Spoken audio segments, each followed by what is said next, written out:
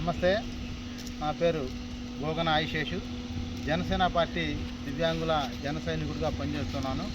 అదేవిధంగా ఈరోజు బాపట్ల జిల్లా డిఎంహెచ్ఓ మేడం గారిని ఇవాళ కలవటం జరిగింది.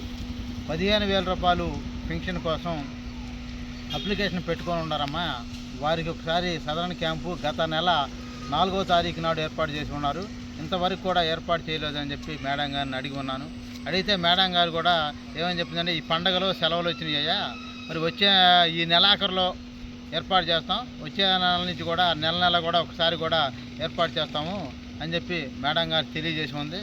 మరి మేడం గారు లాంటి ఆఫీసర్సు అవసరం అని చెప్పి కూడా మరి దివ్యాంగులు వెంటనే అడగంగానే ఆమెకు పర్మిషన్ ఇచ్చి మా యొక్క సమస్యల్ని ఆమె విని ఆమె కూడా స్పందించడం చాలా సంతోషకరం అని చెప్పి కూడా తెలియజేస్తూ, మరి మన 15,000 రూపాయల పెన్షన్కి పెట్టుకునే ప్రతి ఒక్క ఆర్థోపెడిక్ దివ్యాంగులు అందరూ కూడా ఈ జిల్లాలో ఉండేవాళ్ళు ప్రతి ఒక్కళ్ళు కూడా మరి మనం ఒక బాపట్ల డిఎంహెచ్ఓ ఆఫీసులో అప్లికేషన్ పెట్టుకోవాల్సిందిగా మరీ తెలియజేస్తున్నాం.